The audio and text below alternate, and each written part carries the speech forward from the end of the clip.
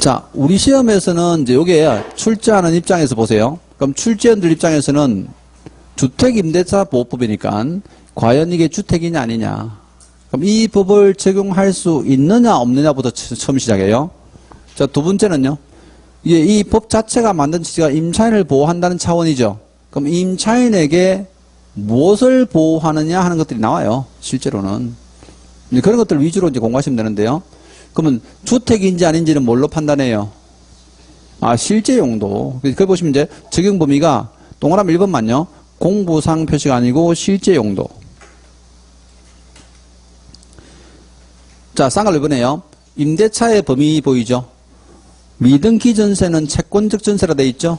자, 미등기 전세는 전부 다 뭐로 본다? 임대차로 본다. 자, 보호대상은 자연인인데요. 예외가 법인도 있는데 예외적인 법인 조항은 우리 시험에 거의 잘 나오진 않습니다. 참고로 보셔도 되고. 2분 달러갑니다. 존속기간의 보장요. 사실 법 조문은 처음에 대학력부터 나오고 뒤에 우수면제가 나오고 쭉 나오는데 우리 시험에서 정답으로 가장 많이 나온 게 이 존속기간이에요. 그게 제가 일부러 앞에 실어서요. 근데 누구나 아시는 거야. 존속기간은 몇 년이다? 2년이죠. 2년. 근데 동그라미 2번 가보세요. 2년 미만으로 정한 기간에 주장할 수 있는 사람은 임차인만. 그럼 1년 계약해놓고 임차인 1년 만에 나갈 수 있다는 거죠. 또 2년 보장받을 수도 있다는 거예요. 그러면 쌍을 2번 가보세요. 묵시적 갱신. 자, 묵시적 갱신은요. 당연히 둘 다 암으로 통지를 안 해가지고 갱신된 걸 말하는데 의미가 중요한 게 아니고요. 그럼 그 통지를, 즉 갱신 거절 통지를 하는데 언제까지 해야 되는지 기간이 나온단 말이에요. 그거 보세요. 우리가 갱신 거절 통지, 이건 임대 입장에서는 나가라는 거고요. 임차인은 나가겠습니다 하는 통지예요. 맞죠? 갱신을 안 하겠다는 통지 이 말이잖아요. 그럼 이 통지를 보세요. 주택인 경우랑 이 상가가 다르잖아요. 그럼 주택인 경우에 자, 임대인은 6월부터 이제 2개월 전 이래 있잖아. 임차인은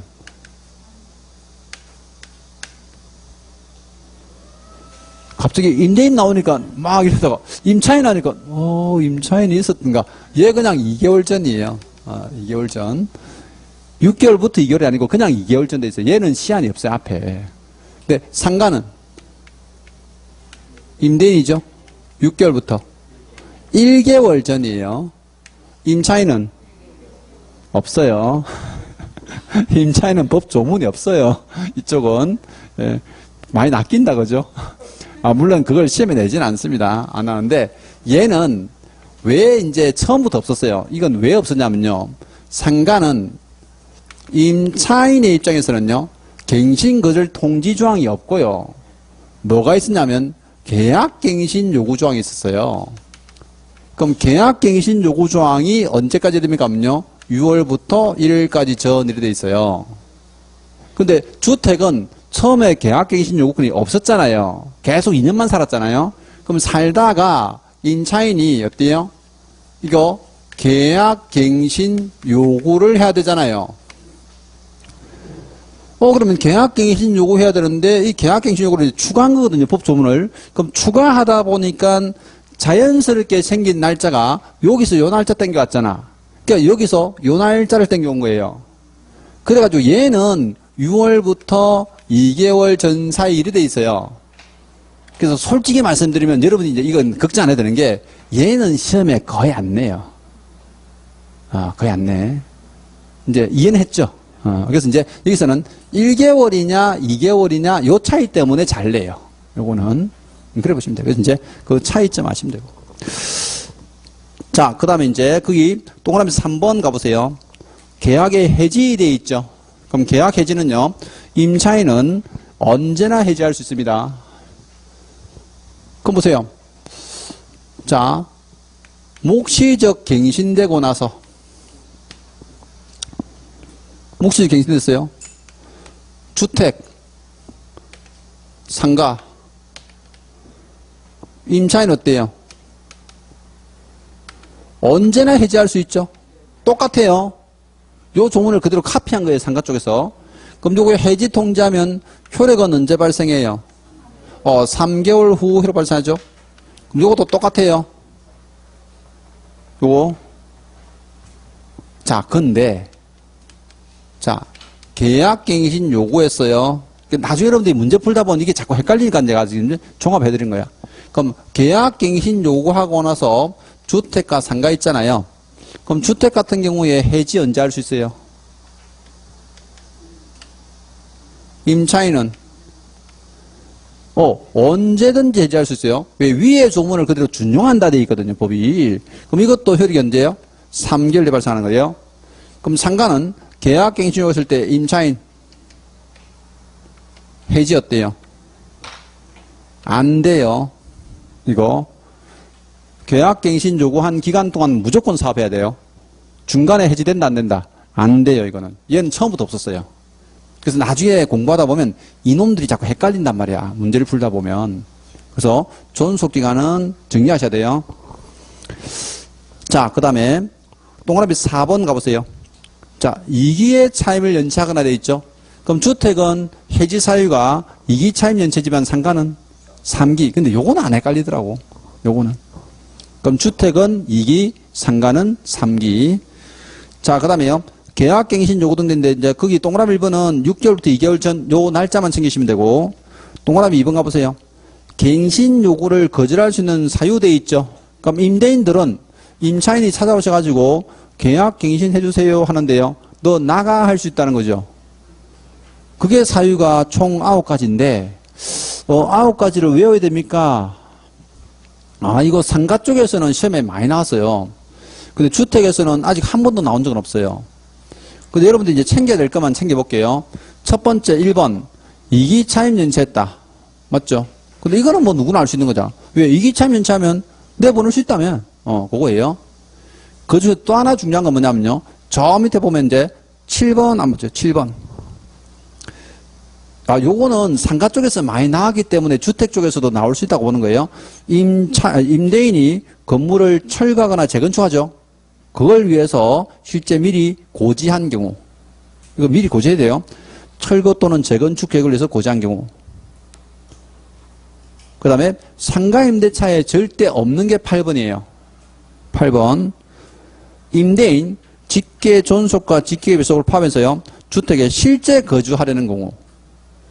그럼 임대인이 야 내가 살 거니까 너 나가. 되죠? 야 우리 아들 살 거니까 나가. 괜찮죠? 우리 어머니 살 거니까 나가. 직계 존속과 비속까지 포함해서요. 자, 근데 임대인 말이 거짓말이었어요. 그럼 임대인이 실제 거주한다는 사유로 내쫓았는데 거주를 안 해요. 그럼 여러분 임차인 같으면 화나 안 나? 많이 나죠. 그럼 어떻게 해야 될까? 소송 안 해도 돼요. 법에서 손해배상을 해준다라고 되어 있습니다. 여러분들이 보세요. 어떤 사람들은요, 임대인들이 그러면 돈 안 주면 어떻게 해요? 그럼 소송해야 되는 거 아니에요? 하는데요. 이런 케이스들은요, 법 조문에 명시되어 있잖아요. 이런 별도 소송 절차를 거치지 않고도 어때요? 바로 배상의 명령서가 떨어져요. 그러지 않으면 뭐하러 법을 만들어놔? 그럼 법을 만드나 안 만드나 똑같이 소송해가지고 받을 것 같으면 법을 만들 이유가 없잖아요. 그럼 법을 만든 이유는요, 그런 복잡한 절차를 거치지 않고 빠르게 배상해드리기 위해서 만드는 게 법이에요. 그럼 그게 이제 보니까 11페이지 넘어가 보세요. 중간 밑에 있는 거는 별로 중요한 게 아니에요. 11페이지 넘어가면. 제일 위에 지금 동그라미 6번에 임대인의 손해배상 돼 있죠. 요거는 첫 번째 줄에 사유는 챙기셔야 돼요. 임대인이 실제 거주 사유로 갱신을 거절했을 때. 근데 정당한 사유 제3자에게 다르게 임대한 거죠. 그럼 월세 많이 받아 모으려고 그런 짓을 할 수도 있잖아요. 그래서 그 월세를 뺏어버려요. 그래서 7번 보세요. 손해배상액은 다음 금액 중 큰 금액 되어 있죠. 그럼 임차인은요, 요 셋 중에 큰 거 받으시면 돼요. 1번은 갱신 거절 당시에 월차임, 보증금이 있는 경우에 월차임 전환율로 환산한 금액, 환산 월차임이에요. 그럼 환산 월차임의 3개월분. 자, 이제 쉽게 계산해 볼게요. 제가 지금 보증금 1억에 월세 100만 원 주고 있었어요. 근데 내가 이제 계약갱신 이제 요구했더니 나가래. 나갔다 보니까 이제 다른 놈이 들어왔어요. 내가 지금 보증금 1억 있었죠. 월세 100만 원 있었잖아요. 그럼 100만 원에 3개월분 주는 게 아니고요. 1억을 월세로 환산한단 말이야. 한국은행의 기준금리에 플러스 2% 해가지고 환산해 주거든요. 그럼 보증금 1억을 월세로 환산했더니 한 달 40만 원 나오더라고. 무슨 말 알죠? 지금 제가 계산을 대충 해도요. 그 정도 나와요. 그러면 그 40만 원에 월세 100만 원을 더해서 140만 원이잖아. 그럼 140만 원에 몇 개월? 3개월분 준다. 그걸 환산 월차임이라고 그래요. 근데 그렇게 받으려고 이제 해보니까 작은 것 같아. 왜? 뒤에 임차인이 들어왔는데요. 요 임차인이 월세를 한 달에 200씩 주고 있더라고. 그럼 임대인은 요거 챙기려고 나를 내쫓은 거잖아. 그럼 그 200만 원에 얼마? 차액의 2년분이야, 2년분. 그럼 나하고 내가 지금 환산 월차임 140이었잖아. 근데 걔는 200으로 환산됐잖아. 그럼 얼마 차이 나서? 60이죠? 60에 24개월분, 2년분. 짭짤하다, 그죠? 이래 수업했는데 틀리면 내가 우사 아니야? 그죠? 자, 근데 이 금액도 너무 작아. 왜? 이럴 수도 있잖아요. 사람이란 게 감정의 동물이라 감정 싸움 할 수도 있잖아. 자, 내가 보증금 1억에 월세를 100만 원 줬어요. 아니면 내가 적은 지금 이제 주택이라서 보증금은 2천만 원이고 월세 20만 원 줬어요. 그럼 아주 적죠. 근데 환산 월차임 해봐야 얼마 되겠어? 진짜 얼마 안 될 거 아니야. 3개월분 받아봐야 100만 원도 안 돼, 이거는. 근데 내가 이사하면서 어때요? 이사비 냈지. 또 도배장판 새로 해가지고 그 돈 다 냈지, 이제. 내가 들어간 비용만 해도 160만 원, 170만 원이야. 그럼 그 돈 다 주겠다고요. 그게 3번이에요. 임차인이 손해봤다고 주장하는 금액. 그럼 환산 월차임이 크면 그 3개월 받으면요. 앞에 뒤에 임차인이 차액이 크면 그 차액의 24개월분, 2년분 받으시면 되고요. 그것조차 작다면 어때요? 임차인이 손해봤다고 주장하는 금액 중에서 제일 큰 금액 준다 이거죠. 이건 함부로 내쫓으면 안 돼요. 그거네. 자, 요게 존속기간이고 이제 세 번째 대항력 갑니다. 대항력. 근데 방금 우리가 이제 요거 임대인의 거절사유에서 쫓겨났을 때 임차인의 손해배상 책임은요 상관은 없어요. 상관은 이런 사유 있습니까? 뭐 아예 없어요. 상관은 주택만 있습니다. 손해배상금. 자, 대항력. 대항력은 임차인이 등기하지 않더라도 제3자에게 대항할 수 있는 거죠. 그럼 등기 안 하고 어떻게 대항합니까? 그러니까 대항 요건을 갖추면 돼요. 대항 요건이 물건에 인도받고 어때요? 전입신고에 주민등록 하시면 돼. 언제 생겨요? 다음날 0시죠. 다음날 0시. 그 다음 밑에 판례 보세요. 주민등록은 임차인뿐만 아니라 배우자나 자녀 주민등록도 유효하다 돼 있죠. 근데 실제 시험에서는 이거 안 나오는데요. 현장에서 실무하시는 분들 꽤 조심해야 돼요. 왜냐하면 제 수험생 중에 보증금 다 날린 사건 한번 있어요. 왜? 아버지 어머니 사시는 집을요 딸이 계약한 거야. 그럼 딸이 계약하고 나서 그냥 아버지 어머니 사시니까 그 주민등록만 한 거예요. 근데 나중에 이 집이 경매가 들어가요. 경매에서 그러면 보증금 우선 면제 받았습니까? 한 푼도 못 받았어요. 왜? 대항력 자체가 인정이 안 됐어요. 가족 된다면서요. 출가한 딸은 가족 아니에요. 주민등록상 가족이라 해야 돼. 사람 환장하는 거지 이거. 법을 어설프게 배워가지고 그런 거야. 그러면 실제 딸이 결혼해서 나가가지고 실제 친정 아버지 어머니가 사시는 집인 연세가 워낙 많으시니까 계약을 이제 함부로 못해서 자기가 대신 해줬단 말이에요. 그래가지고 이제 주민등록은 아버지 어머니 사시니까 자기는 자기 집에 살아야 되잖아. 그거 했어. 근데 그때만 해도 그 사람은요 가족이니까 가족 주민등록도 된다 하더라. 임차인은 딸이잖아요. 그럼 딸한테 대항력이 생긴 줄 알았대 지가. 어설프게 천만의 말씀이야. 만만의 콩떡이다, 이거. 큰일 나는 거지. 그 보증금 그 집 경매대 가면서 다 날렸어요. 왜? 우선 면제가 아니고 이제 실제 때 배당 요구조차도 마지막 말순위가 돼가지고 이거는 뭐 아예 아무것도 안 됐어. 정말 안타까운 일인데 이게 이제 소위 말해서 이제 그걸 정확한 법을 몰라서 하는 거예요. 그럼 여기서 이제 판례는 이제 가볍게 이래 돼 있지만요. 거기서 말하는 이 판례에서 배우자나 자녀는 주민등록이 같이 되어 있는 자 이래 돼 있어요. 그래야지 서류로 확인이 되잖아, 서류로. 그래서 혹시 실무에서 근데 아파트 중개하는 분들이 워낙 많으셔가지고 이거 현실에서 모르면요 이거 아주 힘들어요. 자, 2번 갑니다. 다가구 주택이 아닌 다세대에 나오죠. 다가구가 뭔지 다세대 뭔지는 다 아시잖아. 그럼 다세대는 어때요? 요거 동호수가 있어야 되죠. 근데 주소가 바뀌었다고 해서 대항력 상실됩니까? 그건 아니다. 그렇죠? 변경됐다는 사정만으로 대항력을 상실하는 것은 아닙니다. 자, 3번요. 임차인이 전세권 설정 등기를 마쳤더라도 주택임대차법상의 대항력권을 상실하면 이 법상의 대항력 상실한다 되어 있죠.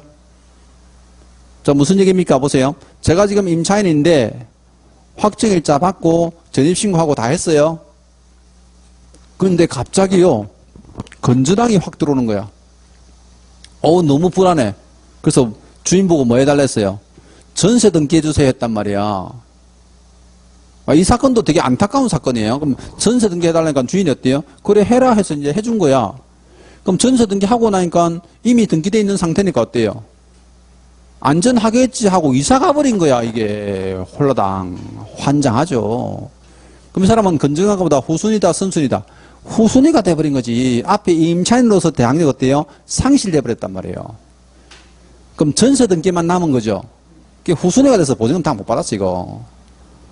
그럼 임차인이 전세 등기하고 이사 가면 된다 안 된다? 안 된다는 거지. 무슨 등기하고 나가야 된다? 그렇지, 임차권 등기. 그 판례입니다. 그 판례. 자, 그 다음 밑에요. 주택임대인의 지위승계 참고. 4번 가보세요. 4번 큰 제목 4번.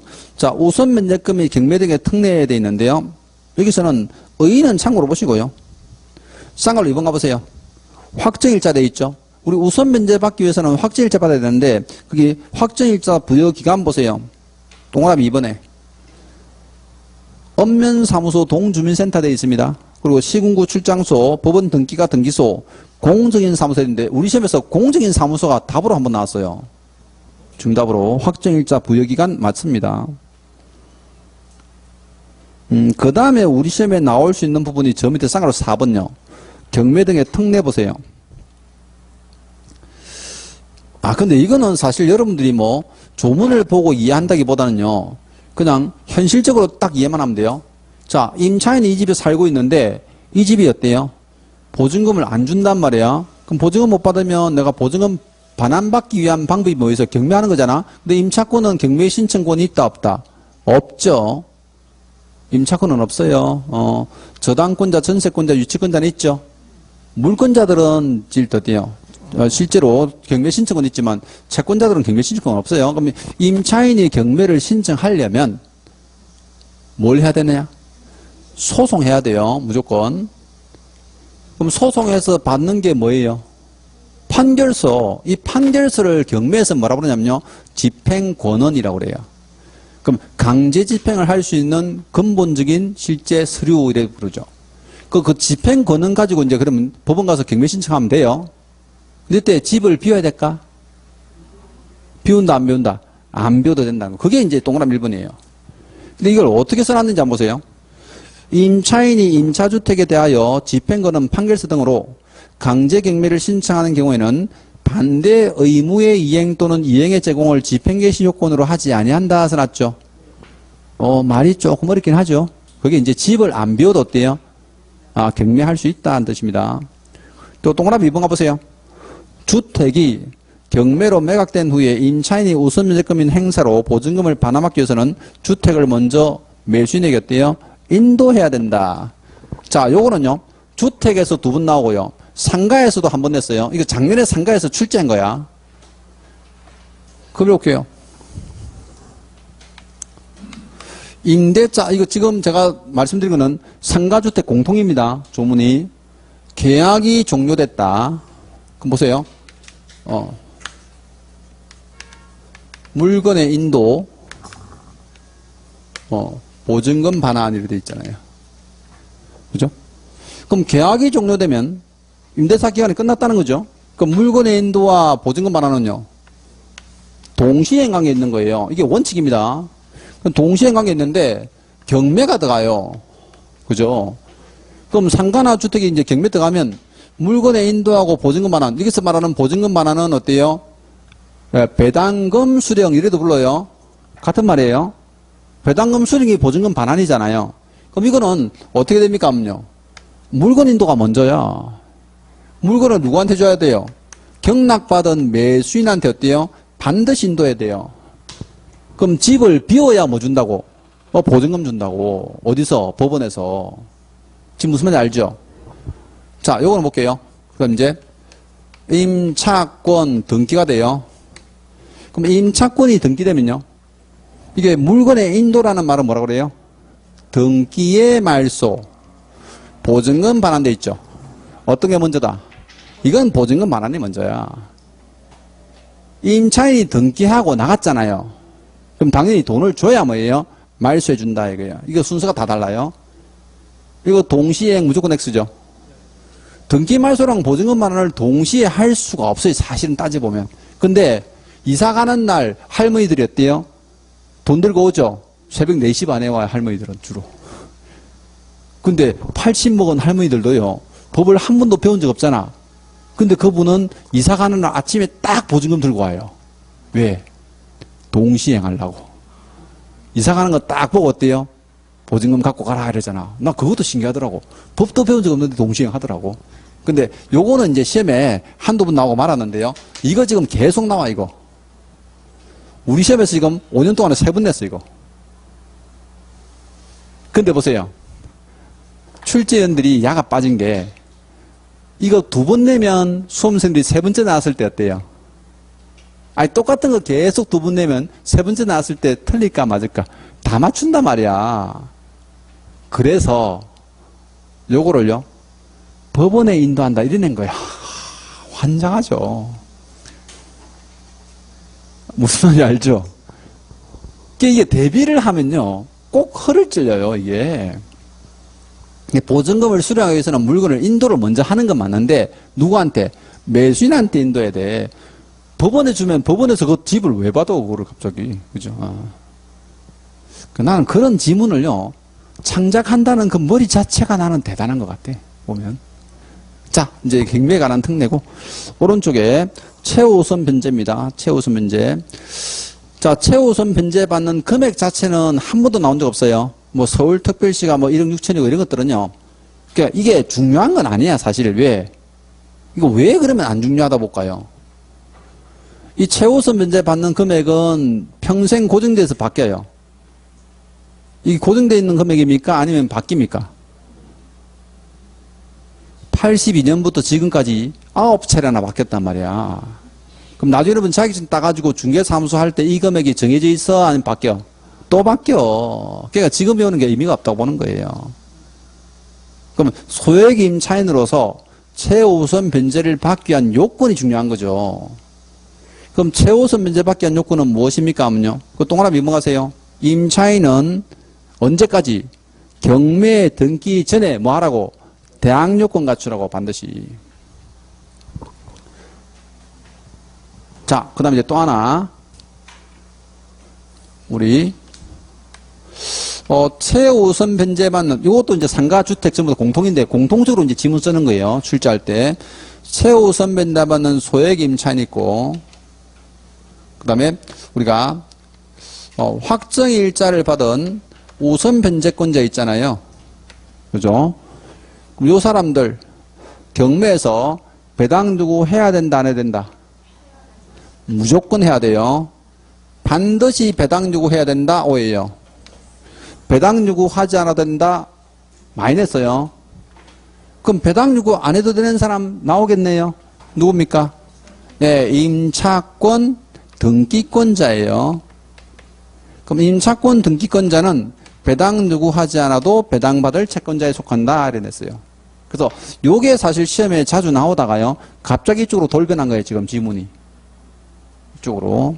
그래서 확정일자 받은 임차인의 우선 면제는요. 배당 요구해야 우선 면제예요. 소액 임차인의 최우선 면제도 배당 요구해야 최우선 면제다. 이래 보는 거죠. 이건 주택상가 공통. 그죠?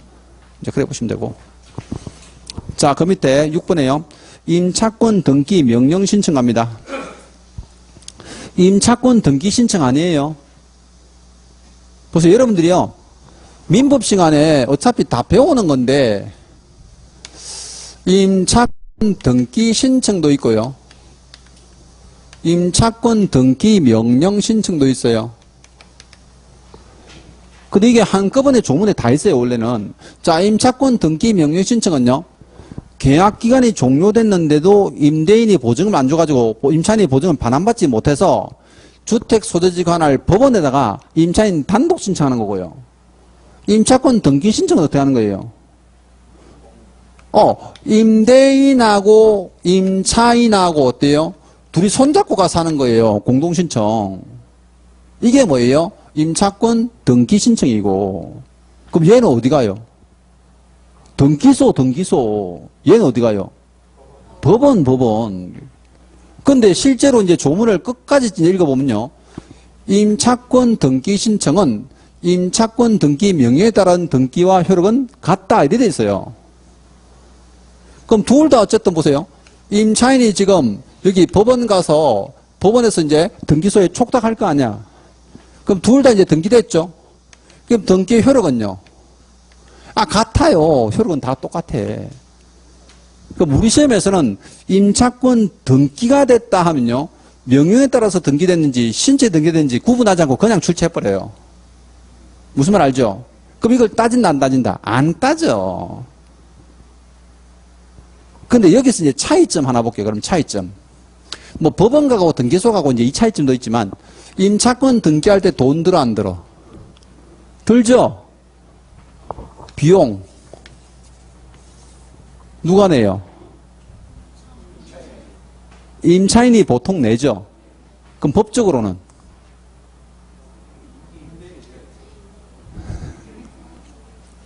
그럼 가볍게 물어볼게. 매매 계약하면 이제 소유권 이전 등기하잖아요. 그럼 소유권 이전 등기 비용 있죠? 자, 법적으로 누가 돼요? 매도인이에요. 법적으로는 매도인이 등기 비용을 부담해서 완벽하게 등기까지 다 넘겨줘야 돼요. 근데 우리나라는 관행적으로 누가 부담해요? 매수인이 부담하고 있는 거야. 그 법이 아니야. 그냥 우리나라 관행이고 관습이에요. 여러분 민법 배우면서 그 정도 감은 있어야 되는데. 자, 민법에서 보세요. 매매계약 했잖아. 그럼 매도인은 매수인에게 완벽하게 부동산을 어때요? 넘겨줄 의무가 있다라고 법 조문에 나와 있잖아. 그게 어디까지예요? 등기까지야. 왜? 법률 행위는 등기를 해야지 효력이 발생하니까. 그렇게 안 배웠어요? 법률 행위는 등기를 하여야 효력이 발생한다. 그럼 매도인이 매수인한테 소유권을 넘겨주려면 뭐 해줘야 된다고? 등기해줘야 돼. 지가 돈 들여가지고. 매매 대금 받아 묻고 등기도 안 해주는 그런 놈은 나쁜 놈이지. 자, 이건 법이고. 법만으로 살 수 있다 없다? 없어요. 또 배웠다고 어디 가서 그런 거 하면 큰일 납니다. 만약에 어떤 스님이 와가지고 이제 아파트 5억짜리 사는데 어때요? 야, 내가 법 좀 배웠는데 매도인이 등기병 들여가지고 이들 등기 해줘야 된다 하더라 이러면 어때요? 안 팔아 임마 이쁜다니까. 우리나라 이게 엄청난 오래된 관행이에요. 매수인이 부담하죠? 그럼 이것도 보세요. 원래 비용은 누가예요? 임대인이 부담해야 되는데 누가 부담하고 있어요? 임차인이 부담하고 있는 거야, 실제로는.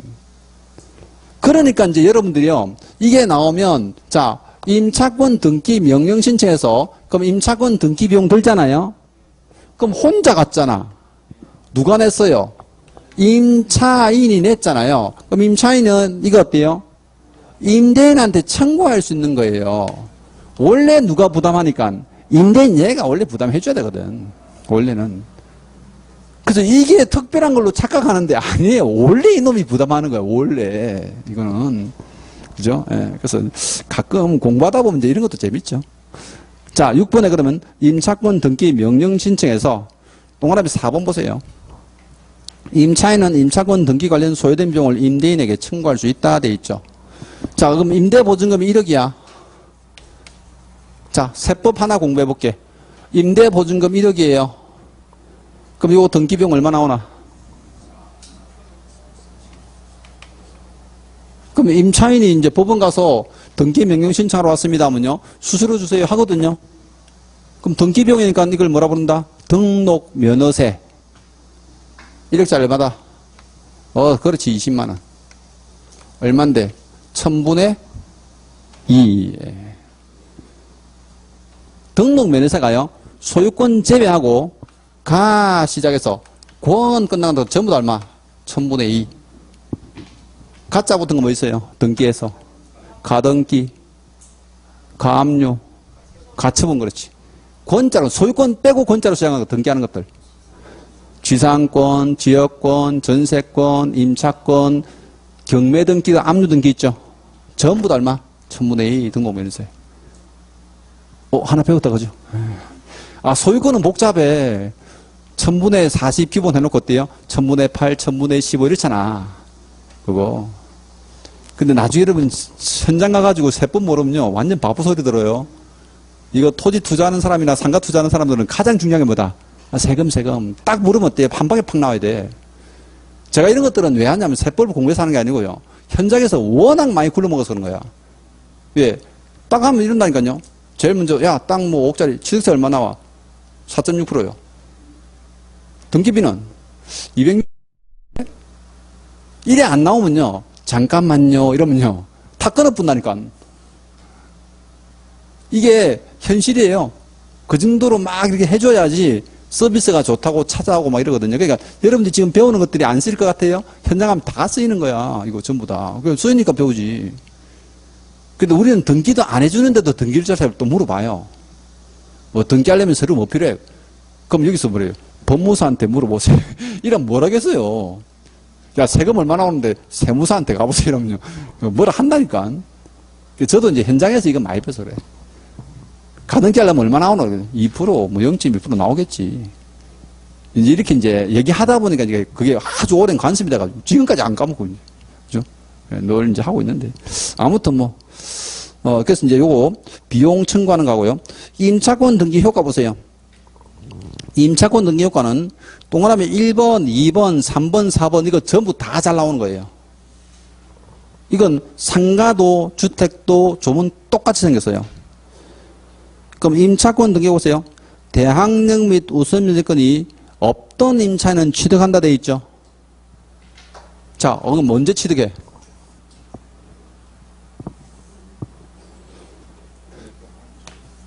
등기 한 날, 등기 한 날.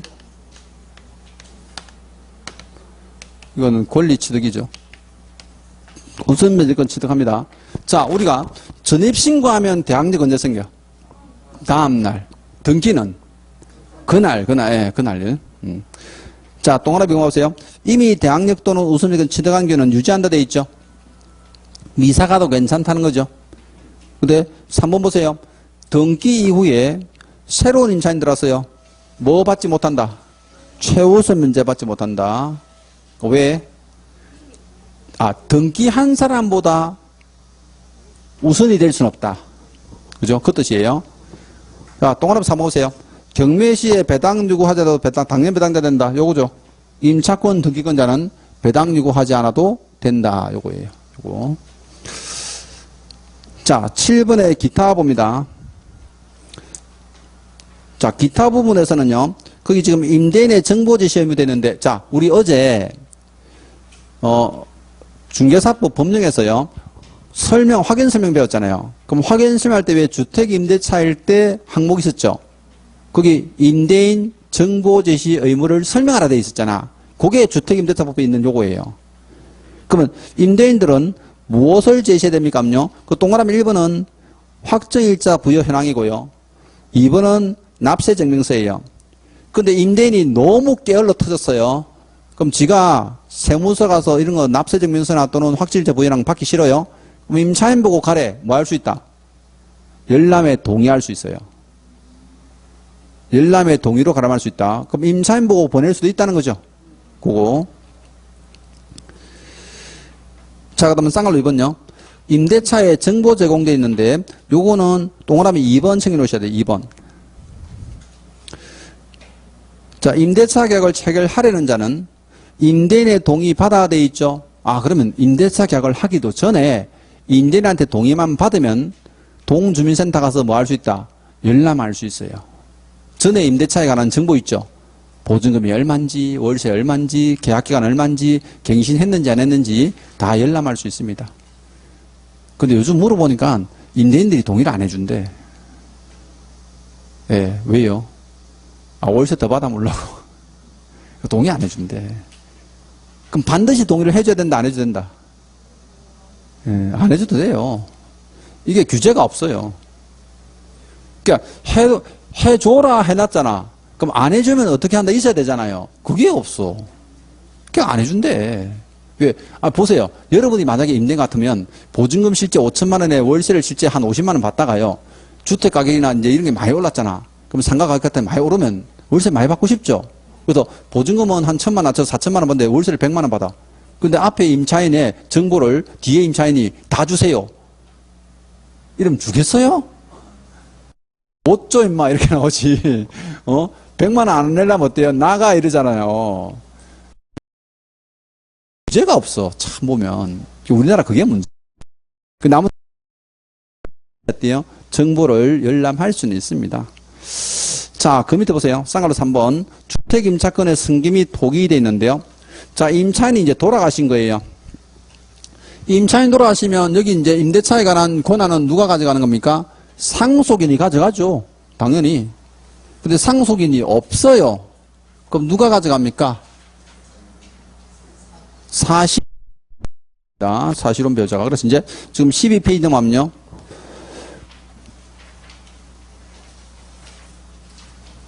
12페이지가 아니고 참. 11페이지 제일 밑에 마지막 제일 밑에 동그라미 1번 보세요. 임차인이 상속권자 없이 사망한 경우에 그 주택에서 가정공동생활하는 사실상의 혼인관계 있는 자가 승계한다 돼 있죠. 보증금 이 사람이 다 받아가요. 그래서 예쁜 할머니들은 안 쫓겨나요. 그래서 영감탱이 혼자 살면 항상 누가 오죠? 예쁜 할머니들이 와요. 혼인신고 한다 안 한다? 안 해도 돼요. 사실혼 배우자로 입증만 돼도 어때요? 승계받으니까. 자, 그런데 이번에는 이 영감탱이가 딸이 있네요. 그럼 어떡하지? 그래도 괜찮아요. 자, 넘어가 보세요. 12페이지. 동그라미 2번입니다. 임차인이 사망 당시 그 주택에서 가정공동생활 하던 사실상 혼인관계 있는 자와, 즉 예쁜 할머니와 가정공동생활을 하지 않은 이촌 이내 친족이니까 자식들이죠. 공동승계한다. 그럼 딸하고 나하고 뭐 하면 된다? 반띵하면 된다. 반이라도 끈지네, 그죠? 그 어떤 분이 꼭 이런 질문해. 선생님, 자식이 한 4, 5명 있으면 어떻게 합니까? 4, 5명 있어도 나는 무조건 반띵이야. 반 갖고 4, 5명이 나누는 거야. 영감탱이들은 예쁜 할머니 어때요? 같이 살면 괜찮죠? 못난 할머니는 처음부터 데리고 살질 않아요. 자, 근데 이번에는요, 이 영감탱이가 보증금 한 푼도 없어요. 월세 10달 밀려 죽었어요. 자, 우리가 상속받으면 채권만 상속받는 게 아니죠. 채무도 상속받죠. 그럼 이 예쁜 할머니 어떻게 해야 돼? 빨리 포기해야 되죠. 그게 이제 승계 포기예요. 보세요. 언제까지 포기한다? 1개월 이내입니다. 1개월 이내. 혹시 여러분들 중에서 부모님 돌아가셔가지고 혹시 상속받을 때 상속 포기라는 말 들어보셨죠? 그럼 상속법에서는 상속 포기를 언제까지 해야 되는지 아세요? 몇 개월 이내? 그거 3개월 이내예요. 근데 그럼 주택도 이것도 상속의 일종이잖아요. 근데 이건 왜 1개월 이내일까? 요거는 임대인을 보호하기 위해서예요. 자, 우리 주택에 대해서는 차임이 얼마 단위로 지급된다? 월 단위로. 그럼 이걸요, 3개월 이내에 포기하면 된다 해버리면 이 할머니 3개월 살다 나가쁘잖아. 월세 안 내고. 맞죠? 그래서 언제까지 포기하라고? 1개월 안에 빨리 하라고. 나가려면 빨리 나가라고. 이건 임대인을 나름대로 보호하자는 차원이에요. 임대인. 숫자를 좀 외우셔야 되고. 다음 쌍괄호 4번 가면요. 차임 증감 청구권이 있고 5번에 월 차임시 전환율 되어 있죠. 요거는 숫자를 아예 머릿속에 같이 이제 정리하셔야 돼요. 이거는요, 우리 시험에서는 계산 문제를 단독으로 2문제 냈어요. 2분 냈어요. 2문제가 2분 냈어요. 2분. 그럼 계산 문제를 어떻게 냈냐? 보세요. 주택일 때, 상가일 때요. 자, 차임 증액 제한이 있습니다. 감액은 제한이 없어요. 그럼 증액 제한은 주택은 얼마입니까? 하면요. 20분의 1. 1년에 한 번이죠. 자, 상가는 100분의 5. 똑같이 5%예요. 5%. 최근에 나온 시험에서는 이거 계산 문제를 낸 게 아니고 이걸 가지고 이제 출제한 게요. 이런 거예요. 자, 월 차임이 100만 원인 실제 상가 임차인에 대해서 임대인은 10만 원을 증액할 수 있다. X예요. 얼마까지? 5만 원, 5만 원. 그런 지문 나오면 땡큐 하고 찍어야 되잖아.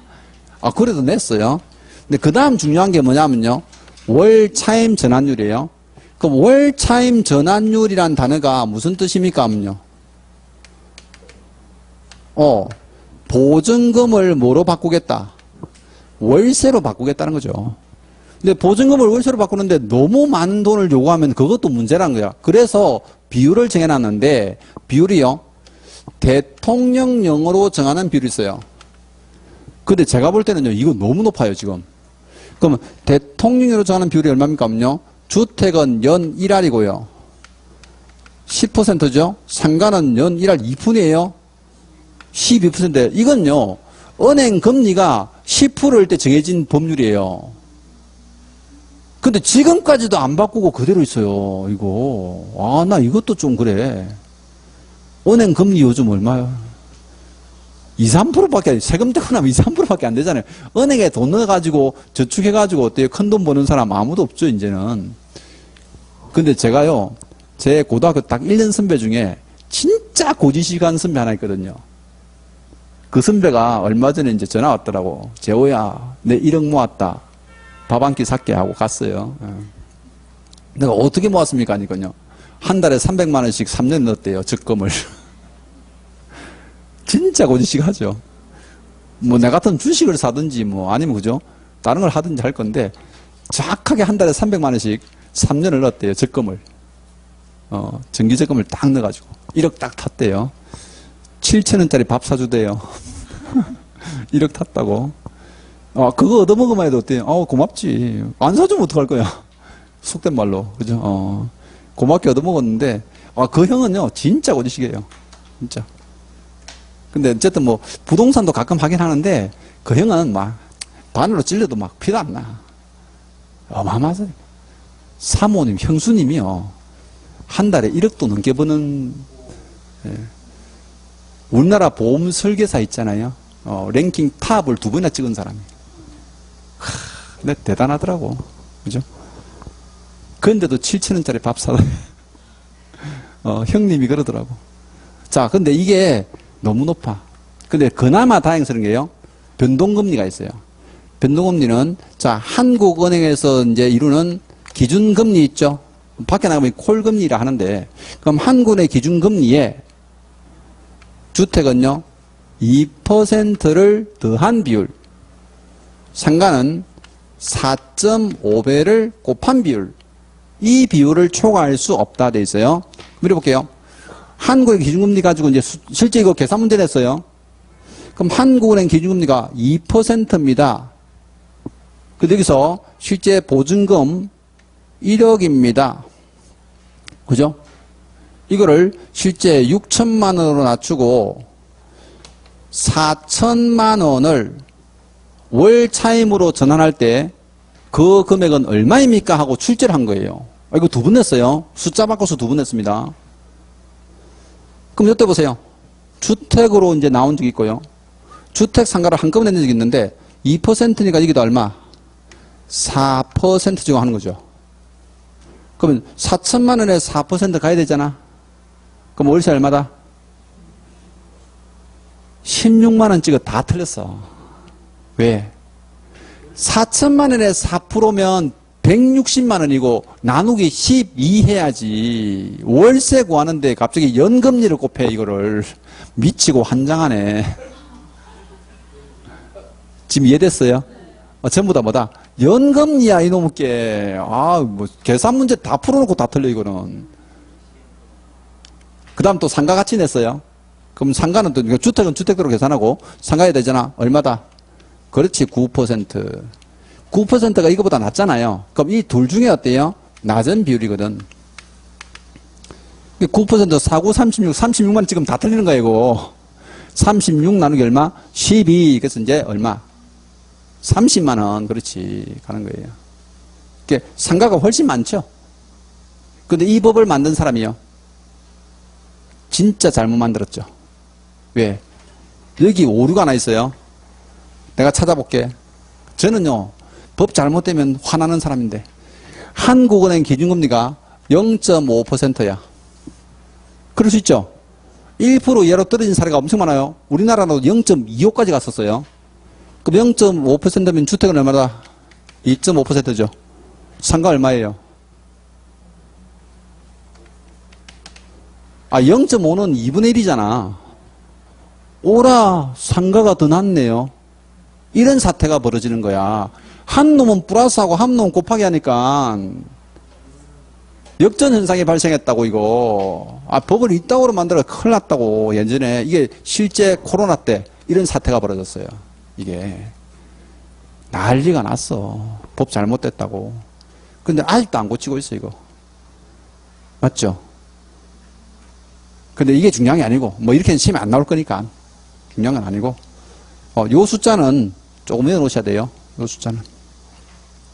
조금 외워놓고. 자, 그 밑에 8번에 보면요. 주택, 상가 건물, 임대차 분쟁조정위원회 돼 있죠? 우리가 분쟁조정위원회가 시험에 나옵니까? 하는데요. 지금요, 제가 어쩔 수 없이 실었어요. 왜? 그게 무슨 말입니까? 하는데요. 이거 올해 개정됐거든. 개정돼가지고 추가가 엄청 됐어요. 그래서 기본세도 잘 없고요. 아마 민사특별법의 실제 민법 체계도 잘 없는데, 이건 나올 것 같은 느낌이 있어. 주택이나 상가나요? 분쟁조정에는 조문이 똑같아서 제가 하나로 합친 거예요. 별도로 돼 있었는데 하나로 합쳐서 만든 건데, 이래 볼게요. 거기, 동아리밀에 설치되어 있죠. 대한법률구조공단 지부나 한국토지주택공사의 지사사무소, 한국감정원. 근데 이 한국감정원이 어디예요? 한국부동산원이잖아. 한국감정원이 이름 바뀐 게 뭐예요? 한국부동산원인데 이번에 개정됐는데 이걸 그대로 감정원 나눴더라고. 이것도 참 문제야. 여기다가 이제 분쟁조정위원회를 두는데요. 그럼 제가 보는 관점에서 분쟁조정위원회에서 시험에 나오면 무엇이 나올 것 같습니까요? 동그라미 2번이에요. 분쟁조정위원회 뭐 구성이 어떻게 되고 뭐 위원장이 어떻게 되고 이게 중요한 게 아니야. 우린 여기서 무슨 일을 하느냐가 중요할 거 아니에요. 이거는 아직 출제된 적 없어요. 근데 지금 올해 이게 새롭게 개편이 된 거예요. 완전 전체를 개편했어요. 그 법 조문인데, 그럼 조정위원회 보세요. 차임 보증금 증감, 임대차 기간 분쟁, 또 보증금 또는 임차주택의 반환, 임차주택의 유지 수선 의무. 자, 밑에 대통령에는요, 공사의 보수 있죠. 나 이게 들어갔다는 게 상당히 이제 의아스러워요. 또 공사의 손해배상 책임조항 있잖아요. 이거를 여기다가 전부 추가를 시켜놓은 거야. 그러면 임차인들이 중개사무소에서 손해본 것도 임차인들이 직접적으로 손해배상 청구가 힘들 거 아니야. 왜? 개인들이 법을 모르니까 어디서 해주겠다고요? 분쟁조정위원회에서 이제 실제 신청하면 해주겠다는 거예요, 이제는. 이쪽에서. 그래서 여기 이제 우리 개공들이 들어가 있다 보니까 어때요? 올해 출제하면 이거 나올 것 같다. 이제 요 부분. 요 부분만 잘 챙겨놓으세요. 나머지 밑에 뭐 구성은 제가 볼 때는 우리가 뭐 꼭 출제하고 할 건 아닌 것 같아요. 자, 체크 한번 봅니다. 체크. 자, 임대차 기간을 2년 미만으로 정한다면 임차인은 임대차 기간이 유예함을 주장할 수 없다. 있죠. 임차인을 주장할 수 있어요. 2번. 확정일자를 먼저 받은 후 주택인도와 전입신고하면 그 신고일이 저당권 설정 등기일과 같아도 임차인이 저당권자에 우선한다. 저당권자가 우선합니다. 자, 요 지문도 우리 시험에서는 조금 단골 지문이긴 한데요.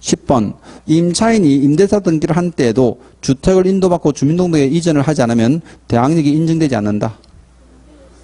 등기하면 전입신고 안 해도 되죠. 등기한 날 모든 게 생깁니다.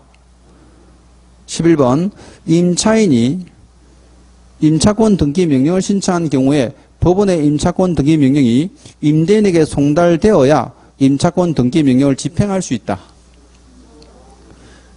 자, 보세요. 임차권 등기 명령 신청은 왜 안 됐어요? 보증금을 못 받아서. 만약에요, 임대인에게 그 송달이 되어야만 등기 명령을 집행할 수 있다면, 임대인이 만약에 보증금 떼먹고 도망간 놈이라면 영호에 등기 못 하잖아. 이건 앞뒤 말도 안 되는 얘기거든. 그래서 송달하고 상관 있다 없다? 아예 상관없다 예요. 자, 주택임대차 정리하시고 이제 3번 상가금리임대차인데요. 방금 이제 여러분들이 보신 것처럼요, 주택하고 상가에 대한 차이점들 쭉 설명드렸는데, 상가임대차는 오히려 주택하고 똑같은 조문은 거의 안 내요. 그럼 상가에만 있는 독특한 거네. 그럼 상가에만 있는 독특한 게 뭡니까? 첫 번째요, 환산보증금 이내라야 법을 적용받아. 자, 두 번째, 상가는 권리금이 있어요. 맞죠? 그 외에 나머지 조문은 주택임대차법을 그대로 모방해서 만들었단 말이야. 그러니까 방금 보셨던 주택임대차법 조문 똑같은 건 어때요? 그대로 공부하시면 돼. 제가 그 중간에 차이 나는 것들은 설명은 다 해드린 거야. 그럼 여기서 공부할 건 딱 두 가지예요. 환산보증금 초과할 때 적용하는 것, 하지 못하는 것 구분하면 돼요. 자, 두 번째는요, 권리금 조항 보면 돼요. 그거 외에는 똑같아. 그럼 적용법 보세요. 자, 적용대상은, 자, 동그라미, 쌍괄로 2번요. 적용대상, 환산보증금 되어 있죠?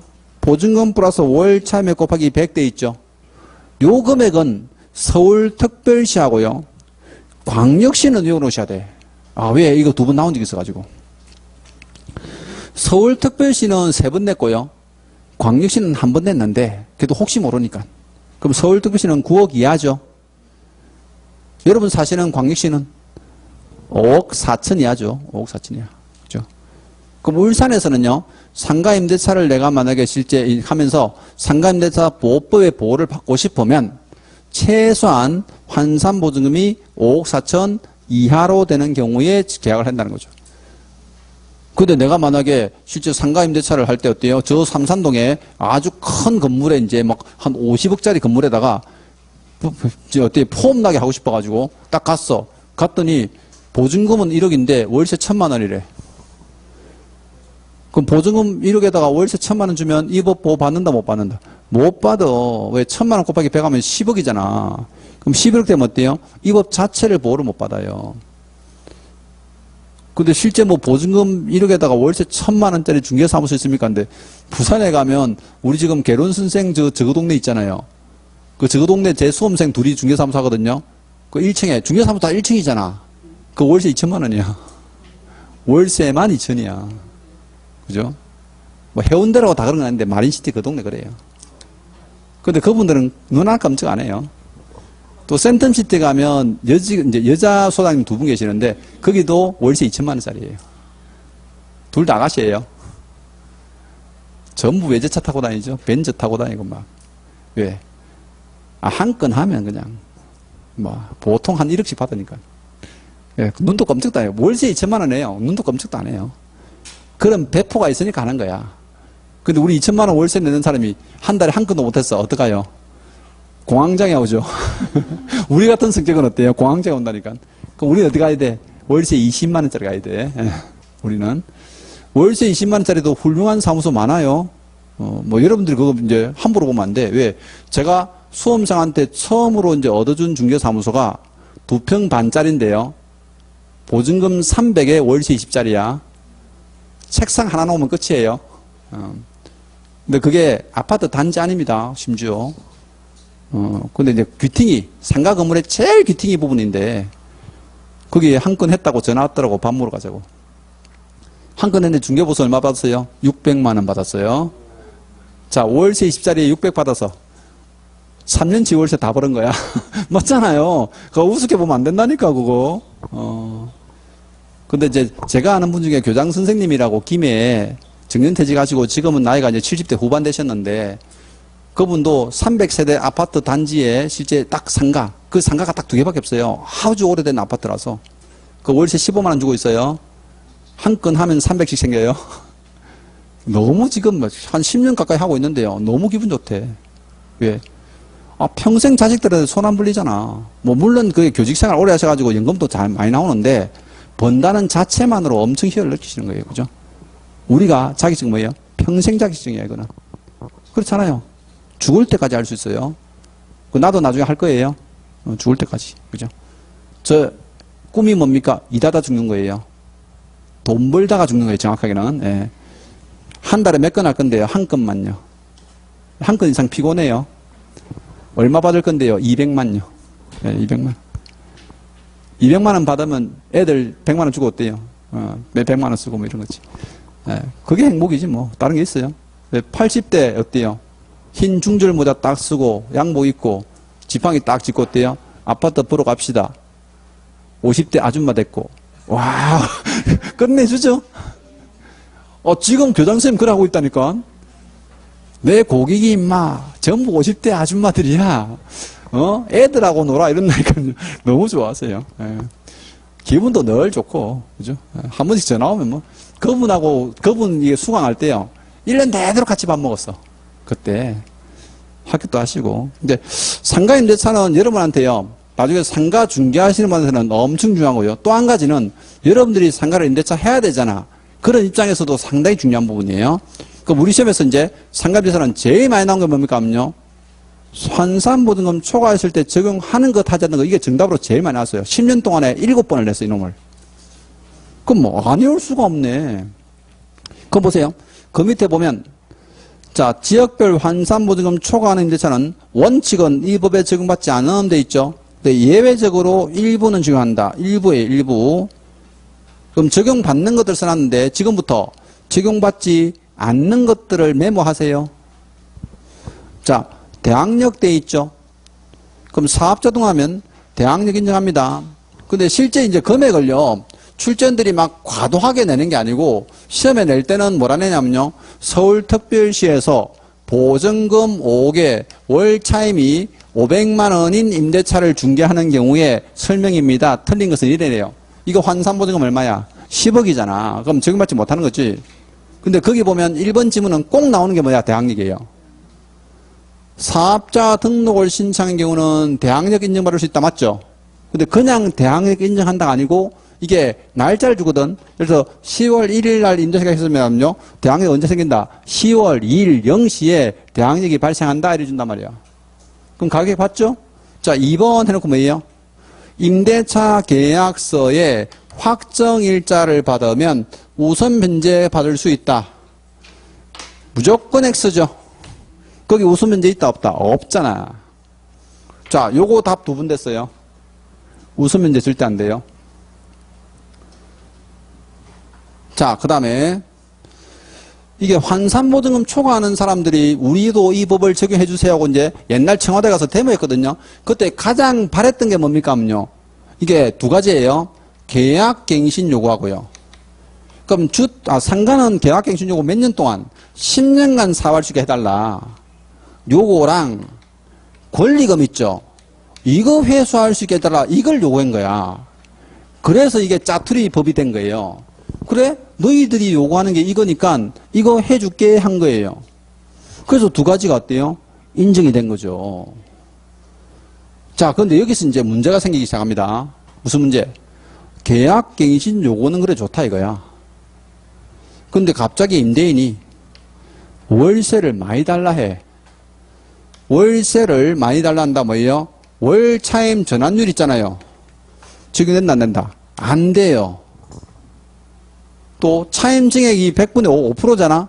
그럼 차임 월세를 높여달라고 해. 그럼 차임 증액 제한 지금 받습니까?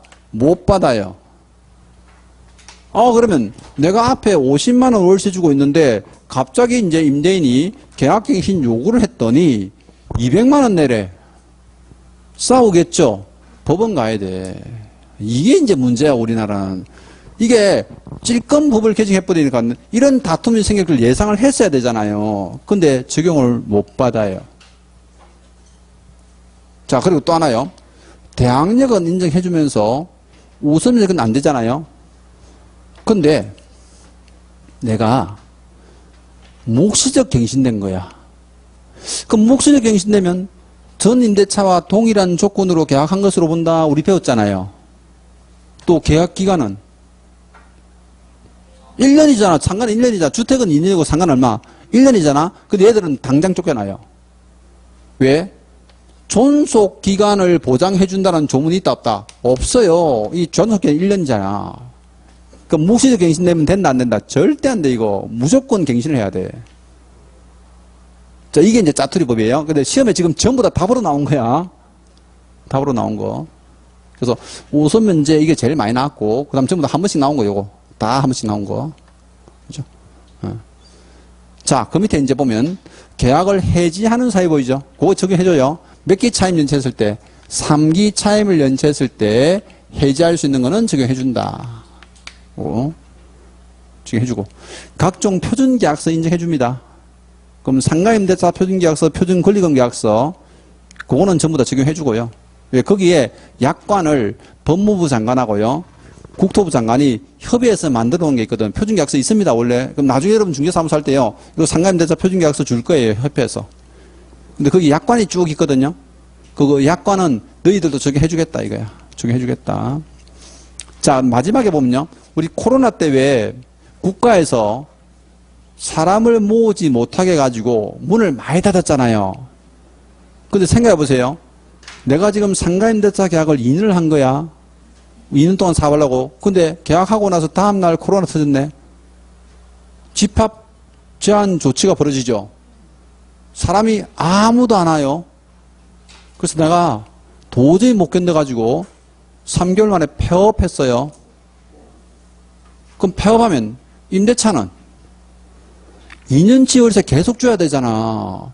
중도 해지가 된다 안 된다? 안 됐어요. 근데 이제는 돼요. 이게 얼마 전에, 그게 더 웃긴 게요. 코로나 끝나고 법을 만들어놨어. 코로나 때 좀 해놓지. 그게 제일 마지막 항목입니다. 7번에 보면요. 영업 제한 조치 폐업으로 돼 있죠. 이 영업 조치는요, 국가에서 하는 거예요. 감염병 예방 및 조치에 관한 법률이 있습니다. 그 법에 따라서 이제 영업 제한 조치로 폐업한 사람은 임차인이 언제든지 해지할 수 있도록 해줍니다. 근데 이것도 해지하면요, 3개월 뒤에 효력이 발생해요.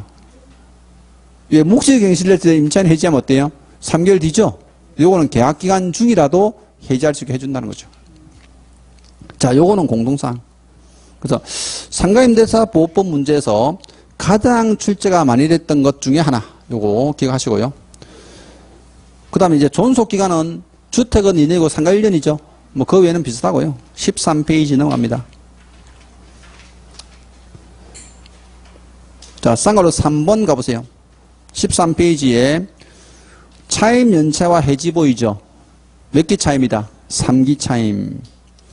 그럼 쌍가로 4번에 계약갱신 요구할 때 그 날짜 보세요. 6개월부터 1개월 써놨죠? 요거 챙겨놓고 6개월부터 1개월, 2개월 아니고 1개월. 그 다음 갱신 거절 사유는요, 앞에 주택에서 8번 빼고 똑같아요. 똑같고. 그 다음 쭉 내려가서 쌍가로 6번 보세요. 동그라미 2번. 임대인에 대한 차임 또는 보증금 증액돼 있죠? 100분의 5 돼 있죠? 100분의 5. 참 보면 주택은 20분의 1 써놓고 상가는 100분의 5 써놓고 그죠? 참 보면 상가임대차 보호법 만든 사람은 인수분해 할 줄 몰라요. 자, 3번에 대항력 돼 있는데 참고로 보세요. 대항력 참고. 자, 5선 면제과 마찬가지입니다. 확정일자 받았는데 확정일자 부여기한이 여기 세무서죠. 세무서. 자, 5번에 소액 임차인의 보증금 중 일정의 최우선 면제인데 최우선 면제 금액이요. 상가는 보증금 자체가 환산보증금이에요. 그럼 상가는 전부 다 월세 포함이죠. 월세 포함. 근데 이거 숫자도 한 번도 나온 적 없어요. 시험에서는. 자, 임차권 등기 명령 신청 제도는 주택임대차 보호법의 조문을 그대로 카피해서 만들었어요. 조사는 안 틀려요. 똑같고. 자, 7번 갑니다. 상가 권리금. 자, 권리금 계약은요, 신규 임차인이 옛날 임차인에게 지급하는 계약이 뭐예요? 권리금 계약이에요. 그럼 요거는 조심할게요. 임대인들은 권리금 반환 의무 있다 없다? 임대인들은 임차인에게 권리금을 반환할 의무가 있다 없다? 없어요. 아예 없어요. 그거 약정해도 무효예요. 아예 없습니다. 그 다음에 상가 2번 가보세요. 권리금 회수 기에 보호되어 있는데요. 그럼 임대인들은요, 신규 임차인에게 권리금을 방해해서는 안 돼요. 그럼 방해를 해서는 안 되는 기간 체크하면 돼요. 6개월 전부터 임대차 종료시까지. 6개월 전 챙기시면 돼요. 6개월 전부터 종료시까지. 자, 동그라미 이번에 임대인의 방해 행위 나오는데요. 유치원에서 애들이 싸우면 이런 짓 해요. 자, 임대인이 방해했으니까 제가 지금 임대인 역할 해볼게요. 자, 내가 임차인이 상가 건물에 이제 있는데요. 얘가 지금 사업을 잘했는지 권리금 받고 나가겠대요. 그럼 새로운 임차인 데리고 왔겠죠. 그럼 새 임차인하고 계약해주세요 했단 말이에요. 근데 배가 아파요. 원래 그렇잖아요. 제가요, 신규 임차인 보고 그랬어요. 야, 권리금 내한테 갖고 온나? 된다, 안 된다? 안 돼, 그게 1번이에요. 자, 두 번째는요, 요겁니다. 신규 임차인 불러다 갔대요. 야, 너 임차인한테 권리금 1억 주지 마라. 주면 내가 확 죽여버린다. 요게 2번이에요. 나쁜 놈이죠. 자, 그 다음 이제 세 번째는요. 이제 임대인이 장사가 잘 되니까 권리금 많이 받았을 거 아니야? 그럼 신규 임차인 보고 그래요. 앞에 임차인은 월세 100만 원 주고 있었는데, 니는 300 내, 300. 현저히 고액으로 친 거예요. 된다, 안 된다? 말도 안 되는 소리야. 방해하겠다는 거지. 자, 마지막 네 번째는 어때요? 그냥 계약 안 하겠대요. 그럼 신규 임차인 데리고 왔더니 뭐냐면요. 야, 너 얼굴 보니까 나 계약하기 싫은데? 이유가 뭔데요? 이유 없어, 나는. 그냥 계약하기 싫어. 방해죠. 그냥 방해예요. 근데 요거 시험에 나온 적 없어요. 자, 근데 보세요. 그러면 방해를 하면 안 된다 했지만 임대인 입장에서는 보세요. 방해를 할 수도 있는 사유를 줘야 되잖아. 내가 무조건 계약을 하라면 임대인들은 무조건 손해볼 수도 있잖아요. 그게 밑에 보면 거절 사유예요. 자, 거절 사유는 여기 시험에 한번 나온 적 있어요. 자, 요것도 이제 임대인 입장에서 볼게. 임대인이 그럼 신규 임차인하고 계약을 하려고 하니까 임차인이요, 거절을 데리고 왔어요. 1번이죠. 차임이나 보증금을 지급할 자력이 없어 보여요. 그럼 계약 안 해도 돼요. 근데 2번을 보니까요. 얼굴에 불법 써놨어요. 관상이 더럽죠. 위반할 것처럼 보입니다. 그럼 계약 안 해도 돼요. 3번은 숫자 보이죠. 엄청 중요해요. 1년 6개월 이상 영리 목적 사업을 하지 않았어요.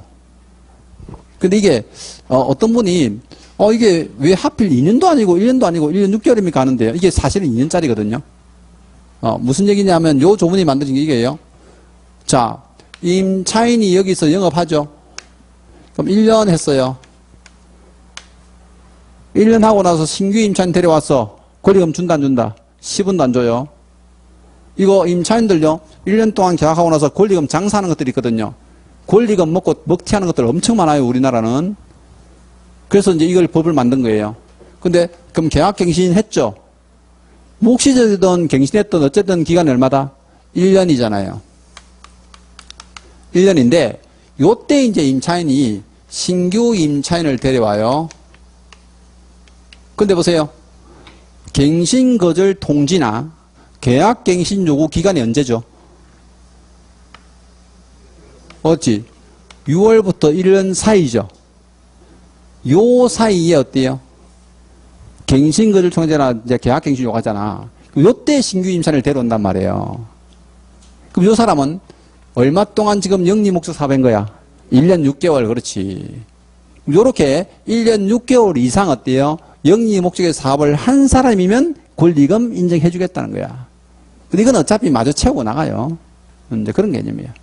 요게 앞에 6개월이 있다 보니까 이걸 1년 6개월 잡았는데 실제로는 대부분 밖에 나가면 얼마 정도요? 2년까지 전부 다 사업하고 나가요.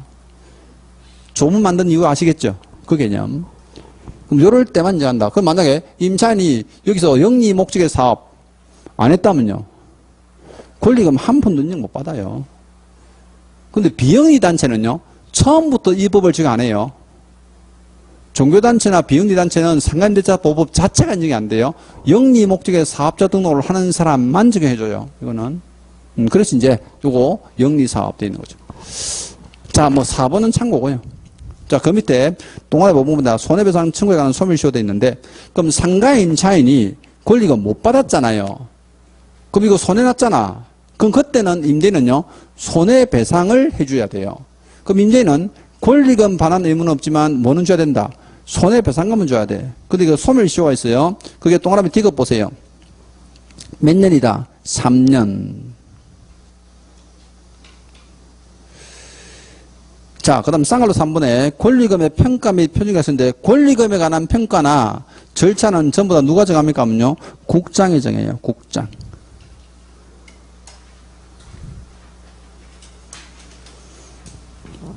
자, 이제 다시 뒤로 넘어가서. 뭐, 권리금 적용 제외 참고고. 8번에 기타가 돼 있는데, 기타 부분은 요 부분이에요. 요 부분 정리한 거. 그죠? 그러니까 뭐, 나중에 조금 읽어보시면 되고. 체크 보겠습니다. 체크. 자, 1번. 월 차임 100만원인 상가 임대차에서 임대인의 차임 증액 청구는 10만원까지 인정된다. 5만원, 5만원. 100분의 5니까. 보증금 5천만원, 월 차임이 100만원인 상가 임대차에서 임차인의 차임 연체액이 200만원에 이른 경우에 임대인은 계약을 해지할 수 있다. 월세가 100만원이면 몇 기 밀려야 돼? 3기 300만원.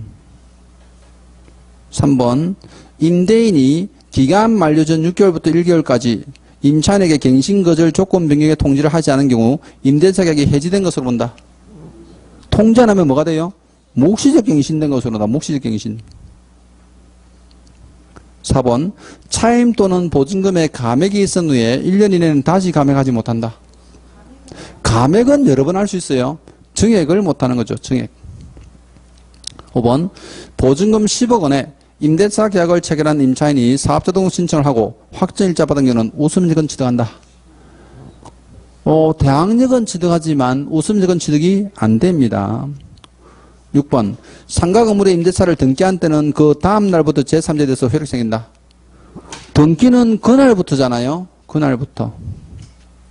7번, 임대차가 묵시적으로 갱신된 경우에 존속기간은 임대인이 그 사실을 안 때로부터 1년으로 본다. 그럼 임대인이 모르면 영원히 가니? 기간이 만료된 날부터 1년이에요. 기간이 만료된 날부터 1년.